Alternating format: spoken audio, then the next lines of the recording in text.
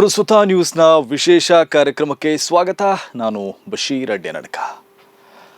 ಅನ್ಯಾಯದ ವಿರುದ್ಧ ಹೋರಾಟವೊಂದೇ ಉಳಿದಿರುವ ಏಕೈಕ ಮಾರ್ಗ. ಈ ಭಾರತ ಯಾವತ್ತೂ ಕೂಡ ಅನ್ಯಾಯದ ವಿರುದ್ಧ ತಲೆ ಬಾಗ್ಲೇ ಇಲ್ಲ, ಮುಂದೆ ತಲೆ ಬಾಗೋದೂ ಇಲ್ಲ. ಈ ದೇಶ ಅನ್ಯಾಯದ ವಿರುದ್ಧ ಹೋರಾಡುತ್ತಲೇ ಇರುತ್ತೆ. ಆಂದೋಲನಗಳು ನಿರಂತರವಾಗಿ ನಡೀತಾನೆ ಇರಬೇಕು. ಇದು ನನ್ನ ಮಾತಲ್ಲ, ಇದು ಮೋದಿಯವರು ಆಡಿದ್ದ ಮಾತುಗಳು. ಬೇಕಿದ್ರೆ ನೀವೇ ಒಮ್ಮೆ ನೋಡಿ. ये दिल्ली की सल्तनत के अंत का आरंभ हो चुका है. ये समय की मांग है. ये जुल्म के सामने जंग ही एक रास्ता है दोस्त. जुल्म के सामने झुकना ये इस देश की मिट्टी में नहीं है दोस्त. भाइयों बहनों, आवाज थमने वाली नहीं, आवाज रुकने वाली नहीं है. ये आंदोलन चलता रहना चाहिए. ಇಂದಿನ ಪ್ರಧಾನಿ ನರೇಂದ್ರ ಮೋದಿಯವರು ಗುಜರಾತ್ ಸಿಎಂ ಆಗಿದ್ದಾಗ ಆಡಿರುವ ಮಾತುಗಳಿವು. ಅನ್ಯಾಯದ ವಿರುದ್ಧ ಹೋರಾಡಬೇಕು ಮತ್ತು ಆಂದೋಲನಗಳು ನಡೀತಾನೆ ಇರಬೇಕು ಅಂತ ಮೋದಿಯವರು ಹೇಳಿದರು. ಆಗ UPA ಸರ್ಕಾರ ಇತ್ತು. ಹೋರಾಟದ ಮೂಲಕ, ಆಂದೋಲನಗಳ ಮೂಲಕ UPA ಸರ್ಕಾರವನ್ನು ಕಿತ್ತೆಸೀಬೇಕು ಅಂತ ಮೋದಿ ಹೇಳಿದರು. ಆಗ ಆಂದೋಲನ ಮಾಡುವವರು ದೇಶ ಪ್ರೇಮಿಗಳಾಗಿದ್ದರು. ಆದರೆ ಈಗ ದೇಶ ವಿರೋಧಿಗಳಾಗ್ತಾರೆ. ಯಾಕಂದರೆ ಈಗ ಮೋದಿಯವರೇ ಪ್ರಧಾನಿ. ಕಳೆದ 12 ವರ್ಷಗಳಿಂದ ಅವರ ಸರ್ಕಾರ ದೆಹಲಿಯಲ್ಲಿ ಆಡಳಿತ ಮಾಡ್ತಾ ಇದೆ. ಈಗ ಆಡಳಿತದ ವಿರುದ್ಧ ಹೋರಾಟ ಮಾಡಿದರೆ ಅವರು ಆಂದೋಲನ ಜೀವಿಗಳಾಗ್ತಾರೆ. ಸರ್ಕಾರದ ನೀತಿಗಳನ್ನು ವಿರೋಧಿಸುವವರು ಮತ್ತು BJPಯ ಸೈದ್ಧಾಂತಿಕ ವಿರೋಧಿಗಳು ದೇಶದ್ರೋಹಿಗಳು ಆಗ್ತಾರೆ. ಅವರನ್ನ ಮೋದಿಯವರು ದಿಮಾಗಿ ನಕ್ಸಲ್ ಅಂತಲೂ ಕರೀತಾರೆ. हथियारी नक्सल तो गए, लेकिन दिमागी नक्सल, ये दिमागी नक्सल मौके की तलाश में है. इन दिमागी नक्सलियों को पहचानना होगा. इन दिमागी नक्सलियों को आइसोलेट करना होगा. ಪ್ರಧಾನಿ ಮೋದಿಯವರು ಮೊನ್ನೆ ತಮ್ಮ ಸ್ವಾತಂತ್ರ್ಯೋತ್ಸವದ ಭಾಷಣದಲ್ಲಿ ದಿಮಾಗಿ ನಕ್ಸಲ್ ಎಂಬ ಪದವನ್ನ ಬಳಸಿದ್ದಾರೆ. ದಿಮಾಗಿ ನಕ್ಸಲ್ರು ಅಂದ್ರೆ ನಕ್ಸಲ್ ಮನಸ್ಥಿತಿಯವರು ಅಂತ. ಇದು ಮೋದಿಯವರು ಕೊಟ್ಟಿರುವ ಹೊಸ ಪದ. ಕಾಡಿನಲ್ಲಿ ಬಂದೂಕು ಹಿಡಿದ ನಕ್ಸಲರ ಅಂತ್ಯ ಆಗ್ತಾ ಇದ್ರು, ನಕ್ಸಲರ ಮನಸ್ಥಿತಿಯವರ ಸಂಖ್ಯೆ ಹೆಚ್ಚಾಗ್ತಿದೆ ಅಂತ ಮೋದಿಯವರು ಹೇಳಿದ್ದಾರೆ.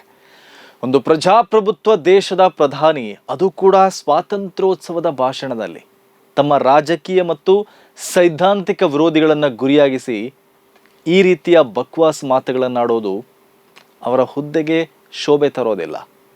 ಹಾಗಂತ ಸಂಘ ಪರಿವಾರದ ಪ್ರಾಡಕ್ಟ್ ಆಗಿರುವ ಮೋದಿಯವರಿಂದ ಇದಕ್ಕಿಂತ ಹೆಚ್ಚೇನು ನಿರೀಕ್ಷೆ ಮಾಡೋಕೆ ಆಗೋದಿಲ್ಲ. ದ್ವೇಷ ಸಿದ್ಧಾಂತದ ಕುಲುಮೆಯಿಂದ ಬಂದಿರುವ ಮೋದಿಯವರ ಬಾಯಲ್ಲಿ ನೆಹರು ಅವರಂತಹ ಮುತ್ಸದ್ದಿ ನಾಯಕರು ಆಡ್ತಾ ಇದ್ದ ಮಾತುಗಳನ್ನು ನಿರೀಕ್ಷೆ ಮಾಡೋದಕ್ಕೆ ಆಗೋದಿಲ್ಲ. ಸಂಘ ಪರಿವಾರದ ಶಾಖೆಯಲ್ಲಿ ಬೆಳೆದು ಬಂದವರಿಂದ ಇಂತಹ ಚಿಲ್ಲರೆ ಮಾತುಗಳೇ ಹೊರಬರುತ್ತೆ. ದೇಶವನ್ನಾಳುವವರು ವಿದ್ಯಾವಂತರಾಗಬೇಕು, ಬುದ್ಧಿವಂತರಾಗಬೇಕು, ಸಂವೇದನೆಯುಳ್ಳವರಾಗಬೇಕು, ರಾಜಕೀಯ ಮುತ್ಸದ್ದಿತನ ಅವರಲ್ಲಿರಬೇಕು. ಆಗ ಅವರು ಇಂತಹ ಚಿಲ್ಲರೆ ಮಾತುಗಳನ್ನು ಆಡೋದಿಲ್ಲ. ತಮ್ಮ ರಾಜಕೀಯ ಮತ್ತು ಸೈದ್ಧಾಂತಿಕ ವಿರೋಧಿಗಳನ್ನು ನಕ್ಸಲರ ಮನಸ್ಥಿತಿಯವರು ಅನ್ನೋದಿಲ್ಲ. ಚಿಲ್ಲರೆ ಬುದ್ಧಿ ಇರೋರು ಮಾತ್ರ ಇಂತಹ ಚಿಲ್ಲರೆ ಮಾತುಗಳನ್ನು ಆಡ್ತಾರೆ. ತಾನು ಎಲ್ಲಿ ನಿಂತು ಮಾತಾಡ್ತಾ ಇದ್ದೇನೆ ಅದರ ಮಹತ್ವ ಮತ್ತು ಗಂಭೀರತೆ ಗೊತ್ತಿಲ್ಲದವರಷ್ಟೇ ಈ ರೀತಿ ಮಾತುಗಳನ್ನಾಡಲು ಸಾಧ್ಯ. ಮೋದಿಯವರು ಈ ದಿಮಾಗಿ ನಕ್ಸಲ್ ಹೇಳಿಕೆ ಕೊಡೋಕೆ ಕಾರಣ ಅಂದರೆ ಅದು ದೆಹಲಿಯ ಜಂತರ್ ಮಂತರ್ನಲ್ಲಿ ನಡೆದ ಹೋರಾಟ ಅನ್ನೋದು ತಲೆಯಲ್ಲಿ ಮೆದುಳಿದ್ದವರಿಗೆ ಗೊತ್ತಾಗತ್ತೆ. ನಾವು ಹೇಳಿದ್ದೇ ಕಾನೂನು, ನಾವು ಮಾಡಿದ್ದೇ ಸರಿ ಅನ್ನುವಂತಿದ್ದ ಮೋದಿ ಸರ್ಕಾರ ಮೊದಲ ಸಲ ಮಂಡಿಯಿರುವಂತೆ ಮಾಡಿದ್ದು ಜೆನ್ಜಿಗಳ ಹೋರಾಟ, ಕಾಕ್ರೋಚ್ಗಳ ಹೋರಾಟ. ಆ ಹತಾಶೆಯಲ್ಲೇ ಯುವ ಸಮೂಹದ ಹೋರಾಟವನ್ನು ಉದ್ದೇಶಿಸಿ ಮೋದಿಯವರು ನಕ್ಸಲ್ ಮನಸ್ಥಿತಿಯವರು ಅಂತ ಲೂಸ್ ಟಾಕ್ ಆಡಿದರು. ದಿಮಾಗಿ ನಕ್ಸಲ್ ಅಂದರೆ ನಿಜವಾಗಿ ಯಾರು? ಪ್ರಶ್ನೆ ಕೇಳುವವನ, ಸರ್ಕಾರದ ನೀತಿಯನ್ನು ವಿಮರ್ಶಿಸುವವನ, ಅಧಿಕಾರದ ನಿರ್ಧಾರಕ್ಕೆ ಪುರಾವೆ ಕೇಳುವವನ, ಸಾರ್ವಜನಿಕ ಹಣದ ಲೆಕ್ಕ ಕೇಳುವವನ, ಪರೀಕ್ಷಾ ವ್ಯವಸ್ಥೆಯ ವೈಫಲ್ಯವನ್ನು ಎತ್ತಿ ತೋರಿಸುವ ವಿದ್ಯಾರ್ಥಿಯ ಪರ ನಿಲ್ಲುವವನ, ಅಥವಾ ದೇಶದ ಭದ್ರತೆ, ಆರ್ಥಿಕತೆ, ಶಿಕ್ಷಣ, ಉದ್ಯೋಗ, ಬಡತನ ಮತ್ತು ಸಾಮಾಜಿಕ ನ್ಯಾಯದ ಬಗ್ಗೆ ಸರ್ಕಾರದಿಂದ ಉತ್ತರ ಬಯಸುವ ನಾಗರಿಕನ? ಇವರು ದಿಮಾಗಿ ನಕ್ಸಲರು ಅಂತ ಹೇಳಿರೋದು ಯುವ ಶಕ್ತಿಯನ್ನ. ಇವರು ದಿಮಾಗಿ ನಕ್ಸಲ್ ಅಂತ ದೂಷಿಸುವುದು ಜೆನ್ಜಿಗಳನ್ನು. ಪರೀಕ್ಷೆ ಅಕ್ರಮದ ವಿರುದ್ಧ ಬೀದಿಗಿಳಿದು ದೆಹಲಿ ಪೊಲೀಸರ ದೌರ್ಜನ್ಯದ ವಿರುದ್ಧ ಸೆಟೆದು ನಿಂತು ಶಿಕ್ಷಣ ಮಂತ್ರಿಯ ರಾಜೀನಾಮೆ ಕೊಡಿಸುವಂತೆ ಮಾಡಿ ಪ್ರಧಾನಿಯ ನಿದ್ದೆಗಿಡಿಸಿ ಮಧ್ಯರಾತ್ರಿಯಲ್ಲಿ ಹಾಯ್ ಫ್ರೆಂಡ್ಸ್ ಅಂತ ವಿಡಿಯೋ ಮಾಡುವಂತೆ ಮಾಡಿಟ್ರಲ್ಲ ಯುವಕರು ಮತ್ತು ಜೆನ್ಜಿಗಳು, ಅವರನ್ನೇ ಇವರು ನಕ್ಸಲರ ಮನಸ್ಥಿತಿಯವರು ಅಂತ ಅಂದಿರೋದು. ಹಾಗಾಗಿ ಮೋದಿಯವರ ಈ ಹೇಳಿಕೆ ಕಾಕ್ರೋಚ್ಗಳ ಕಣ್ಣನ್ನ ಕೆಂಪಾಗಿಸಿದೆ. ಸರ್ಕಾರವನ್ನ ಪ್ರಶ್ನಿಸಿದ ಕಾರಣಕ್ಕೆ ಯುವ ಜನರನ್ನ ನಕ್ಸಲರು ಅಂತ ಕರಿಬೇಡಿ ಅಂತ ಸಿಜೆಪಿ ವಾರ್ನ್ ಮಾಡಿದೆ. ಇನ್ನು ಮೋದಿಯವರ ಈ ದಿಮಾಗಿ ನಕ್ಸಲ್ ಏಟಿಗೆ ವಿಪಕ್ಷದವರು ಸರಿಯಾಗಿ ಕೌಂಟರ್ ಮಾಡಿದ್ದಾರೆ. ಪ್ರಶ್ನಿಸುವವರನ್ನ ನಕ್ಸಲರ ಮನಸ್ಥಿತಿಯವರು ಅಂತ ಕರೆಯೋದಾದರೆ ನಾವು ಕೂಡ ದಿಮಾಗಿ ನಕ್ಸಲರಿ ಅಂತ ಹಲವರು ಪ್ರತಿರೋಧ ತೋರಿಸಿದ್ದಾರೆ. ಅದರ ಜೊತೆ ಸೋಷಿಯಲ್ ಮೀಡಿಯಾದಲ್ಲಿ ದಿಮಾಗಿ ನಕ್ಸಲ್ ಜನತಾ ಪಾರ್ಟಿ ಕೂಡ ಹುಟ್ಕೊಂಡಿದೆ. ಕಾಕ್ರೋಚ್ ಜನತಾ ಪಾರ್ಟಿ ಆಯ್ತಲ್ಲ ಸಿಜೆಪಿ, ಅದೇ ರೀತಿ DNP ಅಂದರೆ ದಿಮಾಗಿ ನಕ್ಸಲ್ ಜನತಾ ಪಾರ್ಟಿ ಕೂಡ ಜೋರು ಸೌಂಡ್ ಮಾಡ್ತಾ ಇದೆ. ಇದು ಮೋದಿ ಪಟಾಲಂಗೆ ದೊಡ್ಡ ತಲೆನೋವು ತಂದಿದೆ. ಹಾಗಾಗಿ ಅದನ್ನು ಸರಿ ಮಾಡಬೇಕಲ್ಲ. ಅದಕ್ಕಾಗಿ ಕೇಂದ್ರ ಮಂತ್ರಿ ಕಿರಣ್ ರಿಜಿಜು ಈ ವಿಚಾರದಲ್ಲಿ ಮೋದಿಯವರನ್ನ ಡಿಫೆಂಡ್ ಮಾಡೋಕೆ ನೋಡಿದ್ದಾರೆ. ಮೋದಿಯವರು ರಾಜಕೀಯ ವಿರೋಧಿಗಳನ್ನು ಗುರಿಯಾಗಿಸಿ ಆ ಮಾತುಗಳನ್ನಾಡಿಲ್ಲ ಅಂತ ಹೇಳಿದ್ದಾರೆ. ಸಂವಿಧಾನ ವಿರೋಧಿಗಳು ಮತ್ತು ಪ್ರತ್ಯೇಕವಾದಿಗಳನ್ನ ಉದ್ದೇಶಿಸಿ ಅವರು ಈ ಮಾತನ್ನ ಆಡಿದ್ದಾರೆ ಅಂತ ಸಮಜಾಯಿಷಿಯನ್ನು ಕೊಟ್ಟರು. ಆದರೆ ಅವರ ಸ್ಪಷ್ಟನೆಯನ್ನ ಬಿಜೆಪಿಯ ಸಂಸದರೇ ಆಗಿರುವ ಉತ್ತರ ಪ್ರದೇಶದ ಮಾಜಿ DGP ಆಗಿರುವ ಬ್ರಿಜ್ ಲಾಲ್ ಒಡೆದು ಹಾಕಿದ್ದಾರೆ. ದಿಮಾಗಿ ನಕ್ಸಲರು ಅಂದ್ರೆ ಯಾರು ಅಂತ ಬಿಜೆಪಿ ಸಂಸದ ಬ್ರಿಜ್ ಲಾಲ್ ಬಿಡಿಸಿ ಹೇಳಿದ್ದಾರೆ, ಕೇಳಿ. मैं आज दिमागी नक्सलियों के बारे में बात करना चाहता हूँ.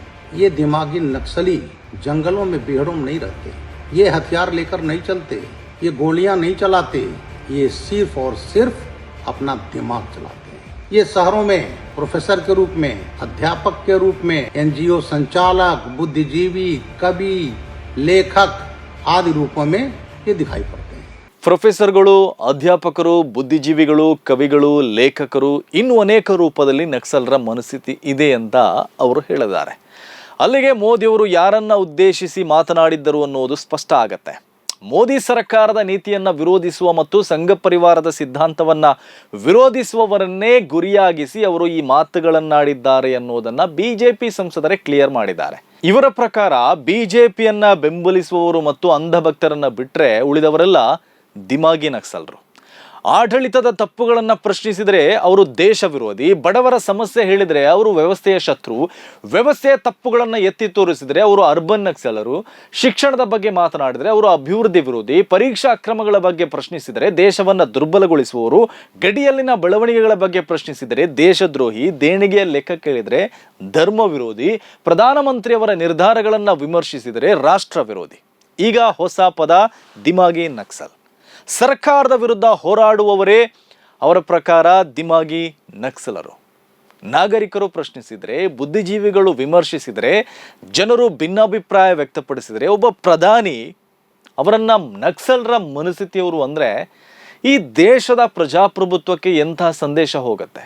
ಪ್ರಶ್ನಿಸೋದು, ಭಿನ್ನಾಭಿಪ್ರಾಯ ವ್ಯಕ್ತಪಡಿಸೋದು ಜನರ ಹಕ್ಕು, ಅದು ಜನರ ಸ್ವಾತಂತ್ರ್ಯ. ಪ್ರಜಾಪ್ರಭುತ್ವದಲ್ಲಿ ಸರ್ಕಾರವೇ ಪ್ರಶ್ನೆಗಳನ್ನು ಸ್ವೀಕರಿಸಬೇಕು. ಪ್ರಜಾಪ್ರಭುತ್ವ ಅಂದರೆ ಕೇವಲ 5 ವರ್ಷಕ್ಕೊಮ್ಮೆ ಮತ ಹಾಕುವುದು ಮಾತ್ರ ಅಲ್ಲ. ಚುನಾವಣೆಗಳ ನಡುವೆ ನಾಗರಿಕರು ಸರ್ಕಾರವನ್ನು ಪ್ರಶ್ನಿಸುವುದು, ಮಾಧ್ಯಮಗಳು ಅಧಿಕಾರವನ್ನು ಪರಿಶೀಲಿಸುವುದು, ವಿರೋಧ ಪಕ್ಷಗಳು ನೀತಿಗಳನ್ನು ವಿಮರ್ಶಿಸುವುದು, ನ್ಯಾಯಾಂಗವು ಕಾನೂನಿನ ಮಿತಿಗಳನ್ನು ಪರಿಶೀಲಿಸುವುದು, ಇವೆಲ್ಲವೂ ಪ್ರಜಾಪ್ರಭುತ್ವದ ಅವಿಭಾಜ್ಯ ಭಾಗಗಳು. ಪ್ರಶ್ನೆ ಕೇಳುವುದು ದೇಶ ವಿರೋಧ ಅಲ್ಲ. ಸರ್ಕಾರದ ನಿರ್ಧಾರವನ್ನ ಪ್ರಶ್ನಿಸಿದ ತಕ್ಷಣ ಆತ ದೇಶದ್ರೋಹಿಯಾಗುವುದಿಲ್ಲ. ಇಲ್ಲಿ ಸರ್ಕಾರ ಮತ್ತು ದೇಶ ಒಂದೇ ಅಲ್ಲ. ಸರ್ಕಾರ ಬದಲಾಗತ್ತೆ, ಅಧಿಕಾರದಲ್ಲಿರುವವರು ಬದಲಾಗ್ತಾರೆ, ನೀತಿಗಳು ಬದಲಾಗತ್ತೆ. ಆದರೆ ದೇಶ, ಸಂವಿಧಾನ ಮತ್ತು ಜನರ ಸಾರ್ವಭೌಮತ್ವ ಮುಂದುವರಿಯುತ್ತೆ. ಹೀಗಾಗಿ ಸರ್ಕಾರವನ್ನು ಟೀಕಿಸುವುದು ಅಂದರೆ ದೇಶವನ್ನು ಟೀಕಿಸುವುದಲ್ಲ. ಸರ್ಕಾರದ ವಿರುದ್ಧ ಮಾತನಾಡಿದರೆ, ಸರ್ಕಾರದ ನೀತಿಯನ್ನು ವಿರೋಧಿಸಿದರೆ, ಪ್ರಧಾನಿಯ ನಿರ್ಧಾರವನ್ನು ಪ್ರಶ್ನಿಸಿದರೆ ಯಾರು ಕೂಡ ದೇಶದ ಶತ್ರುವಾಗುವುದಿಲ್ಲ. ಸಂಘ ಪರಿವಾರ ನಗರ ನಕ್ಸಲರಿಂದ ಈಗ ದಿಮಾಗಿ ನಕ್ಸಲ್ ಪದದ ತನಕ ಹೋಗಿದೆ. ಆ ಮೂಲಕ ಪ್ರಶ್ನಿಸುವವರು, ಯೋಚಿಸುವವರು, ವಿಮರ್ಶಿಸುವವರನ್ನ ಗುರಿ ಮಾಡಿದೆ. ಮುಂದಿನ ದಿನಗಳಲ್ಲಿ ವಿರೋಧಿಗಳನ್ನು ಬೇಟೆಯಾಡೋಕೆ ಅವರು ಹೇಸೋದೂ ಇಲ್ಲ. ಹಾಗಾಗಿ ನಿಜವಾದ ದೇಶಪ್ರೇಮಿಗಳಾದ ಪ್ರಶ್ನೆ ಮಾಡುವ ಜನರು ಇಲ್ಲಿ ಒಂದಾಗಬೇಕು. ಈ ಹಿಂದೆ ಮೋದಿಯವರು ಕರೆ ಕೊಟ್ಟಂತೆ ಸರ್ಕಾರದ ಅನ್ಯಾಯಗಳ ವಿರುದ್ಧ ಹೋರಾಟವನ್ನೇ ಮಾಡಬೇಕು.